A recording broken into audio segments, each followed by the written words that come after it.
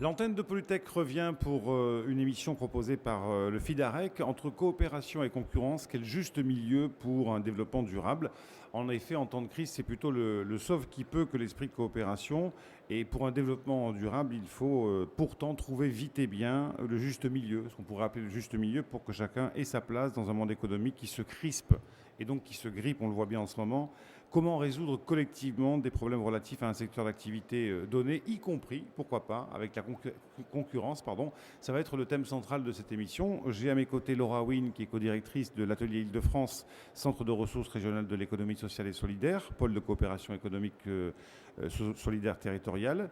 Taïna Trochon de l'Agence de développement de la Réunion, qui représente aussi le technopole de la Réunion, et puis Jacques Bréjon, qui est fondateur du SHED. Alors le SHED, c'est le Collège des hautes études du développement durable. Il est directeur du SHED de Bretagne, si je ne me trompe pas. Après avoir créé celui de Paris il y a 15 ans. Le premier, vous travaillez aussi à l'école de management Paris-Tours Poitiers, c'est ça, hein?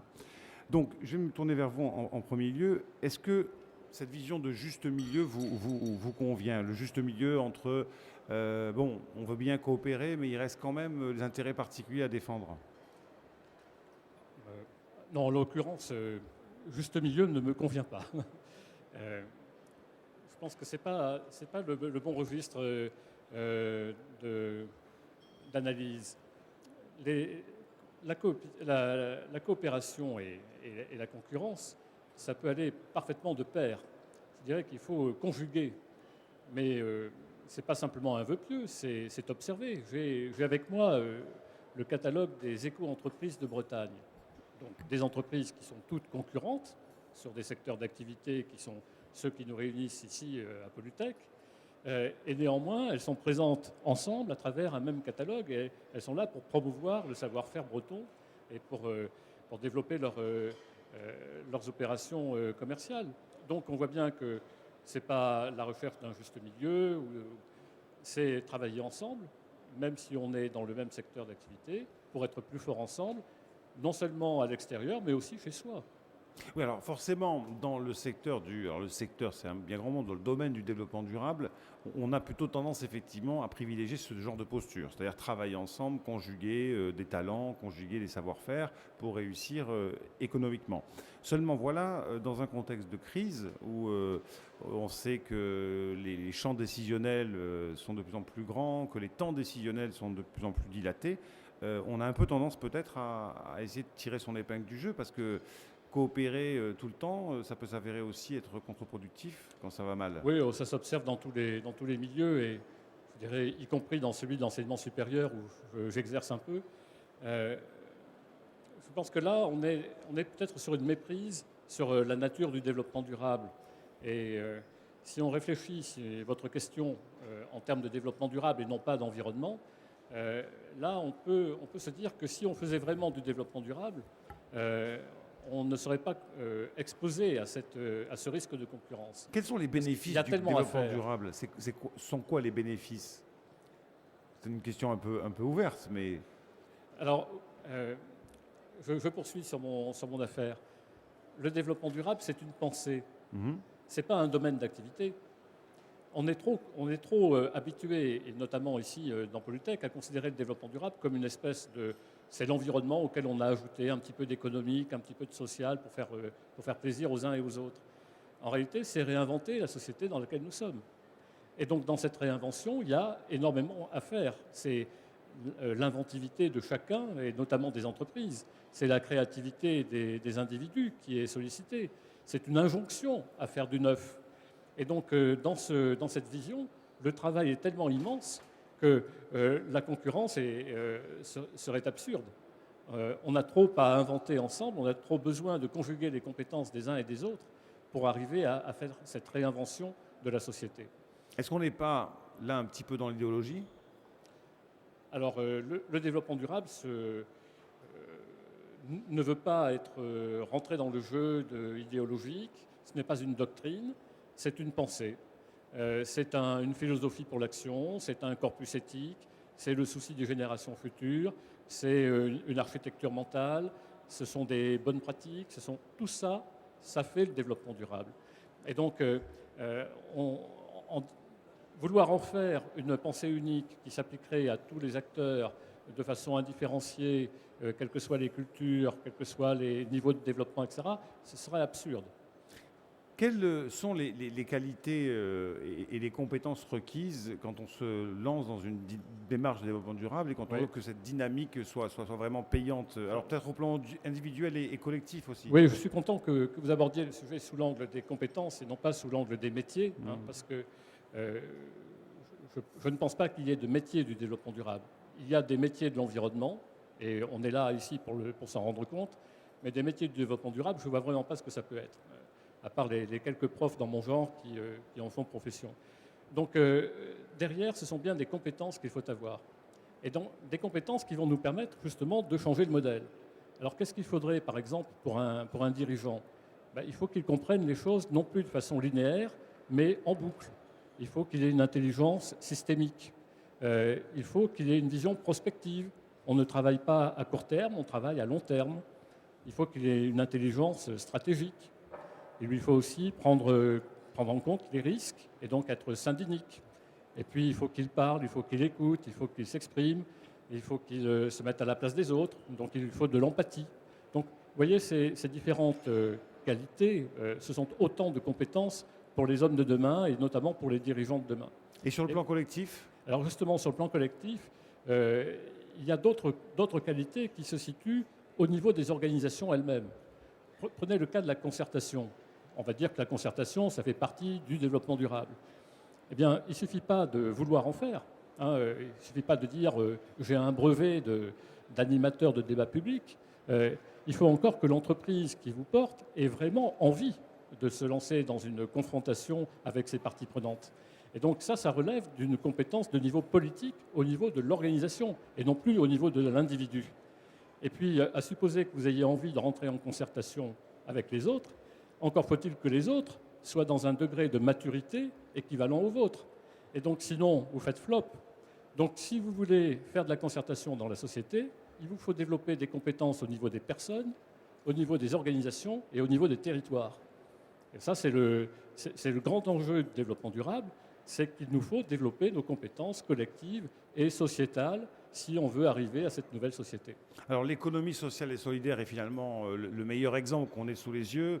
Laura Wynne, vous êtes co-directrice de l'Atelier Île-de-France, qui est un centre de ressources régional de l'économie sociale et solidaire. Parlez-moi un petit peu des missions de l'Atelier, de votre organisation. Oui, alors l'atelier a pour vocation donc, de soutenir le développement de l'économie sociale et solidaire en Île-de-France, qui est effectivement tout un pan de l'économie régionale qui représente un peu plus de 31 000 établissements, plus de 300 000 emplois, donc on est aux alentours de 7-8% de l'économie francilienne. Et nous, à l'atelier, on a un rôle de venir en aide aux entreprises dans leurs différents stades d'émergence, de création et de développement. Également d'aider les territoires, donc les collectivités territoriales, à offrir des services et des soutiens à ces entreprises sur leur territoire, mieux les connaître, les intégrer aussi dans des politiques justement de développement durable sur leur territoire. Et nous avons aussi un rôle d'observatoire pour comprendre ce que c'est que l'économie sociale et solidaire, anticiper aussi peut-être des enjeux régionaux à laquelle elle peut répondre demain, et puis faire une promotion de l'économie sociale et solidaire plus généralement auprès des franciliens, parce que c'est vrai que c'est un secteur. Alors le message que vous faites passer, peu connu. Oui, voilà. Le message que vous faites passer, quel est-il au niveau de l'Île-de-France ? Nous, ce qu'on dit, c'est que justement, vous disiez que sur les développements durables, on est sur une philosophie par l'action et que l'économie sociale et solidaire, ce sont des entreprises sous forme associative, mutuelle, coopérative, fondation, mais aussi des entreprises d'insertion, des entreprises de commerce équitable qui ont des véritables pratiques qui répondent à ces nécessités du développement durable, autant au niveau de la gouvernance, puisqu'on va être dans une logique d'implication des parties prenantes à toutes les étapes du projet, que sur des questions de réponse aux besoins locaux, comment on peut identifier des besoins sociaux non satisfaits et monter des projets économiques pour y répondre et améliorer le cadre de vie en général des habitants. Tout à l'heure, nous parlions avec la CEDAF d'achat responsable. Effectivement, on se rend compte que les grandes entreprises et maintenant un certain nombre de PME ont des démarches de développement durable, des démarches de RSE, mais développement durable de manière plus globale, et que ça porte vraiment ses fruits. Tout à fait. Donc, quand vous disiez tout à l'heure que les Franciliens n'étaient pas forcément sensibilisés, il y a quand même aujourd'hui, par rapport à il y a 2-3 ans, voire 4-5 ans, il y a quand même un vrai saut. Effectivement, en termes de notoriété, aujourd'hui, on arrive à ce que les habitants, les Franciliens, les entreprises connaissent les entreprises d'insertion, voient ce que c'est que le commerce équitable, comprennent aussi le modèle des coopératives et l'intérêt que ça peut avoir aussi sur tout ce qui est participation des salariés dans les entreprises. Ce qui est moins connu, c'est le fait que tout ça fait un ensemble, un secteur plus large qui est l'économie sociale et solidaire, qui travaillent ensemble, qui ont... Alors, on ne l'identifie pas forcément comme un secteur de l'économie. Voilà. Alors qu'il a un poids, vous dites, de 7,5%. 7-8%, ce qui est proche du poids du secteur touristique en Île-de-France. Démontrez-moi en quoi une entreprise qui serait, ou un groupement d'entreprises qui serait engagé dans une démarche de développement durable depuis plusieurs années résisterait mieux à la crise qu'une autre qui serait dans son coin. Alors la question paraît anodine, mais je voudrais que vous me démontriez vraiment que la coopération, que la coopétition, on dit, hein, c'est ça, a des vertus. Bon, nous, on est vraiment sur le mot de la coopération et pas tellement sur la coopétition. Je vais prendre un exemple qui ne vient pas du territoire d'Île-de-France, mais de la Drôme, donc en Rhône-Alpes, qui est un exemple de pôle territorial de coopération économique. La situation était qu'il y avait une entreprise d'insertion sur ce territoire qui s'appelait Archer et qui cherche donc à former des personnes pour pouvoir les insérer dans le monde du travail. Sauf qu'ils avaient des taux de sortie pas très glorieux, et quand ils se sont questionnés sur ces taux de sortie, ils se sont rendus compte que ce n'était pas à cause de leurs compétences ou de leur action, mais qu'il n'y avait pas d'entreprise qui embauchait sur le territoire. Donc il y avait un vide, en quelque sorte, à la sortie de leur entreprise d'insertion. Ce qui a mené à une réflexion en disant quel rôle peut avoir cette entreprise de l'économie sociale et solidaire pour créer du développement économique sur le territoire. Et aujourd'hui, la suite de ces réflexions, c'est un pôle donc, qui est un pôle physique où il y a de la mutualisation de locaux entre différentes entreprises, de l'économie sociale et solidaire, mais aussi des entreprises classiques. Il y a aussi eu la reprise sous forme d'une coopérative d'une usine de chaussures à Romans, qui était vraiment la capitale de la chaussure en France, et qui aujourd'hui a permis de sauver plusieurs dizaines d'emplois pour relancer une marque locale de chaussures. Et tout ça a marché aussi parce que ces entreprises ont réfléchi à comment mettre en place de véritables coopérations économiques sur des questions aussi basiques que l'aide mutuelle sur des problématiques de trésorerie. Quand, par exemple, on va avoir une trésorerie saisonnière qui peut être complémentaire avec une autre entreprise et qu'on n'est pas toujours obligé d'avoir recours à des banques avec des taux d'intérêt prohibitifs, mais on peut réfléchir comment une entreprise menuiserie qui va avoir une certaine saisonnalité peut aussi aider la trésorerie d'une entreprise d'insertion sur le secteur de la chaussure ou de la restauration. Monsieur Bréjean, ce modèle qui est absolument exemplaire, où on voit qu'effectivement, si on se serre les coudes et si on s'entraide, on arrive à tenir, est-ce qu'il n'est pas finalement enfermé dans un système qui vit un peu en autarcie, avec des gens qui sont volontaires pour venir apporter effectivement leurs usages, leurs pratiques, et éloigné un peu du coup de ce que je vais appeler, avec un peu d'ironie, l'économie réelle, mais bien sûr c'est ironique, celle qui ne laisse pas la place aux baisses de trésorerie, celle qui ne laisse pas la place aux paiements différés, etc. Non, moi j'ai l'impression que c'est une voie qui ouvre peut-être de nouvelles perspectives pour l'entreprise, pour le modèle de l'entreprise, mais de l'entreprise dans ce qu'on appelle l'économie résidentielle, autrement dit l'économie de tous les jours, l'économie de nos territoires, celle dont on a besoin là où on habite pour avoir les services du quotidien et même un peu plus que du quotidien. Et ça représente quand même 80% de l'activité économique et 80% des emplois. Or, dans ce registre, il y a de fortes synergies entre territoires et entreprises. Et puis, ça se fait à travers les chambres de commerce, ça se fait à travers les CRES aussi, donc pour l'économie sociale et solidaire. Donc, on a des niveaux de coopération et une bonne compréhension de la solidarité entre les entreprises d'un même territoire. Et la porosité peut arriver de quelle manière je pense Ou la capillarité par la rencontre et par l'estime réciproque. Et c'est un petit peu ce à quoi d'ailleurs servent les collèges des hautes études du développement durable que j'anime, c'est parce qu'on fait se rencontrer dans des sessions Voilà. pour cadres dirigeants des gens qui viennent aussi bien d'entreprises capitalistiques, certaines polluantes, d'autres un peu moins, des responsables d'entreprises bancaires, mais aussi des collectivités locales, mais aussi le monde associatif, mais aussi l'économie sociale et solidaire. Et donc, en fait, ils se rendent compte en travaillant ensemble qu'ils ont des intérêts communs et que travailler ensemble, ça permet de développer des projets. Et à travers les projets, on apprend à développer des compétences collectives. Donc ça, c'est une façon d'amorcer. Mais je suis intimement persuadé qu'on doit créer un nouveau modèle d'entreprise. C'est-à-dire qu'entre l'entreprise capitalistique traditionnelle et l'entreprise du secteur social et solidaire, je pense qu'il y a la place pour un nouveau modèle, une entreprise qui soit un peu des deux, hein, parce que pour démarrer une entreprise, il faut toujours qu'il y ait quelqu'un qui s'investisse, qui prenne des risques, qui mette de l'argent. Un client voilà, aussi. voilà. Il faut toujours des clients. Voilà, donc je pense que on s'achemine vers un modèle qui prendrait le meilleur des deux précédents. Il y a d'ailleurs un mouvement qui émerge au sein de l'économie sociale et solidaire, mais qui se positionne un peu différemment et dans ce que vous dites, qui est le mouvement des entrepreneurs sociaux, où on n'est plus dans une logique juste de gestion d'entreprise ou d'entreprise parapublique ou associative. Ça ressemble au scope quand même. Hein. Il y a des scopes, mais qui se positionnent plus sur l'entrepreneuriat collectif. Donc là, c'est les valeurs très fortes.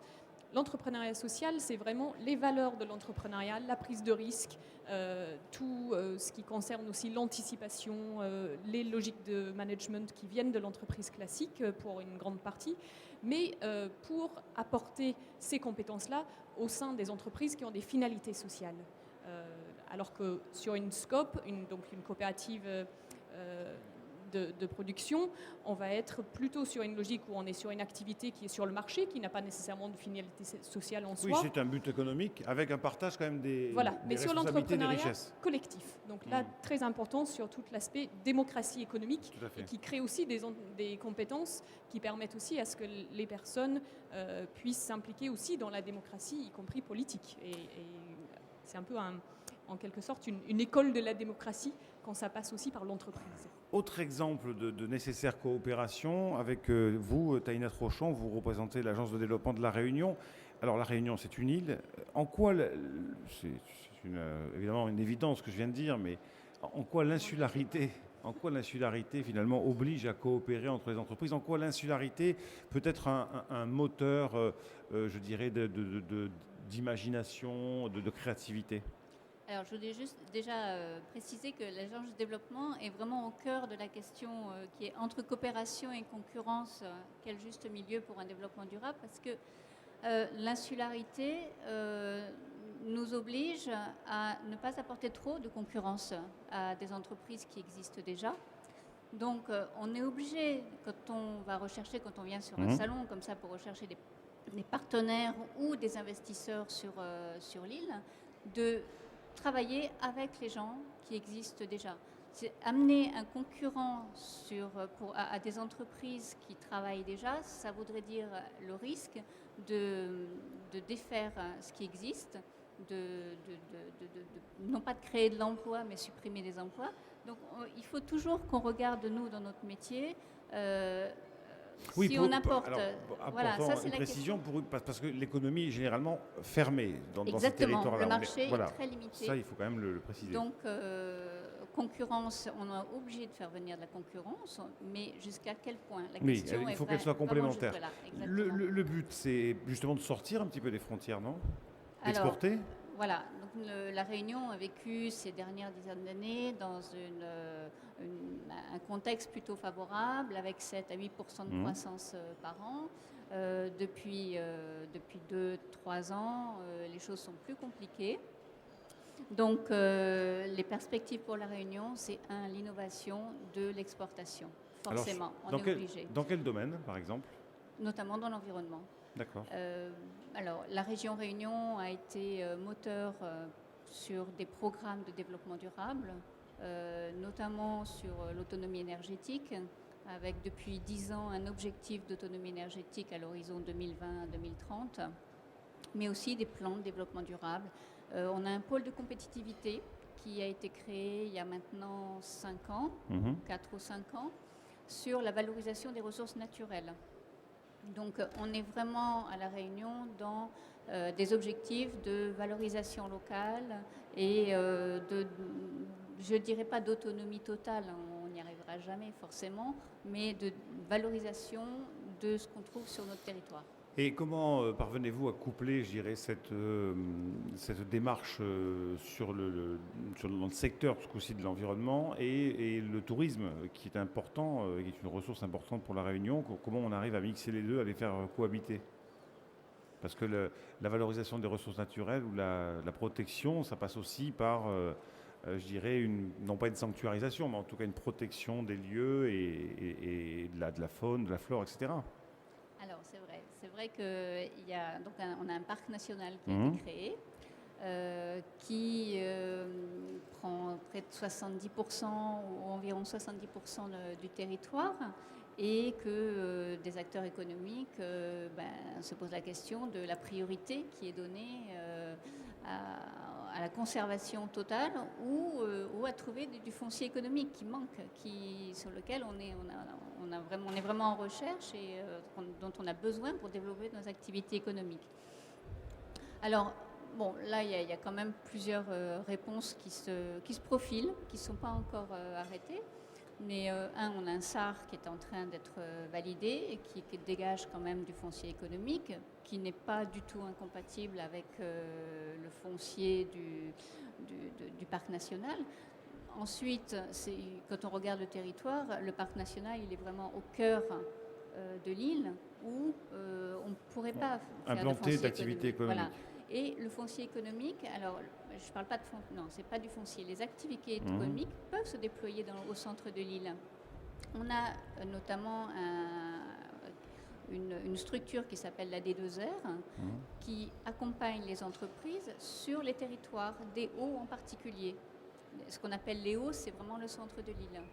Donc on a un organisme qui travaille, qui est très très bien implanté sur ces communes, parce qu'en fait il travaille avec les communes du centre de l'île, et qui est là pour développer les activités sans entrer en compétition avec le foncier économique du bord de l'île. Les Réunionnais sont plus solidaires que les métropolitains, par nature? Ils sont encore solidaires. Ils sont encore solidaires.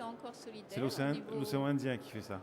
Oui, ils sont solidaires, mais c'est vrai qu'il y a quand même l'individualisme, notamment dans l'économie, qui est instauré depuis très longtemps, notamment par cette petitesse du marché. Donc, naturellement, oui, les Réunionnais sont solidaires. Quand on parle économie, ça devient plus compliqué. Voilà, on a deux exemples finalement, l'Île-de-France, le mastodonte Île-de-France, et puis la Réunion avec un plus petit modèle. Vous êtes le seul département d'outre-mer d'être adhérent au FIDAREC? Absolument, à ma connaissance. Et vous profitez finalement de parce que le FIDAREC, c'est quoi? C'est une plateforme d'échange, hein, c'est un endroit où on peut mutualiser des connaissances, etc. Donc qu'est-ce que vous retirez de cette... Voilà, c'est une plateforme qui se veut indépendante de tout et de tout le monde. Un peu plus près le micro. Oui, c'est une plateforme qui se veut indépendante de tout et de tout le monde, donc qui est là pour faire l'interface entre les différents acteurs qui veulent travailler sur un même sujet. Notamment, FIDAREC a créé un outil Internet pour pouvoir mettre en relation les gens et les faire travailler ensemble. Laura Wynne, vous voulez intervenir ? Non, je pense que c'était juste sur ce type de nouveaux outils, parce que quand on parle de coopération, moi j'ai donné des exemples de coopération sur un territoire, mais je pense qu'il y a des choses aussi qui peuvent se développer, surtout avec les nouvelles technologies, y compris au-delà des frontières. Et il y a des choses à aller voir dans d'autres départements, bien sûr, d'autres régions, mais aussi ailleurs en Europe. Et je pense que cette notion, cette philosophie du développement durable, aujourd'hui, elle est prise en compte au niveau régional, au niveau français, mais il faut aller voir aussi ce qu'on peut apprendre des pratiques dans d'autres pays. Et c'est vrai que des outils d'échange qui peuvent être plutôt aussi avec les nouvelles technologies, ça permet aussi de s'inspirer de ce qui se fait ailleurs et de profiter aussi de ces innovations. Monsieur Bréjean. Oui, il me semble en effet qu'il y a pas mal d'innovations au niveau des territoires et je suis en effet tout à fait constant dans mon constat de cette volonté des territoires de trouver leur voie. Et ils ne se laissent pas démonter par les échecs de Copenhague. Ils ont compris les enjeux, ils ont développé des stratégies, ils associent les acteurs et il y a des choses tout à fait innovantes. Donc le FIDAREC fait partie des outils intéressants et qui permettent ces rapprochements et ces échanges sous de nouveaux termes. Mais je peux signaler aussi, par exemple, la création d'une monnaie complémentaire en Ille-et-Vilaine. Le Conseil général d'Ille-et-Vilaine crée une monnaie complémentaire qui a une vocation développement durable. Et donc qui va flécher les aides publiques sur les acteurs labellisés développement durable. Ce qui permet en fait une plus grande efficacité de l'aide publique qui, au lieu de s'évaporer au-delà du périmètre du territoire, en fait, va être concentrée et même recyclée sur le territoire. Donc, on a devant nous beaucoup de solutions, en fait. On est un peu bridé parce qu'on n'ose pas trop, on ne sait pas comment faire, etc. Et donc, on a besoin de structures dans la société qui soient des supports d'inventivité et de créativité. On a surtout besoin d'être accompagné dans la transition. C'est-à-dire que ces nouveaux modèles, on les espère, certains les dessinent. On va basculer d'un système à un autre, voilà. bien sûr. Et on a trop peu déployé d'efforts sur comment on fait. Le PIB, on connaît ses défauts. Stiglitz nous a dit voilà ce qu'il faudrait, un PIB vert, très bien. Mais comment fait-on pour y aller ? On ne nous a pas éclairé le chemin. Et c'est l'approche territoriale du développement durable qui, pour l'instant, est le meilleur chemin pour une transition en douceur et arriver effectivement à un modèle qui sera plus global peut-être dans quelques années. De toute façon, c'est la seule tangible. Tout à fait. C'est la vraie vie. La vraie vie. Merci à vous d'être venu pour cette émission proposée donc par le FIDAREC. On va faire une petite pause, puis on va se retrouver pour la dernière émission de cette grille de programme 2011. Pollutech 2012, demandez le programme. Justement, on parlera de ce qui se passera à Lyon l'an prochain. Merci à vous.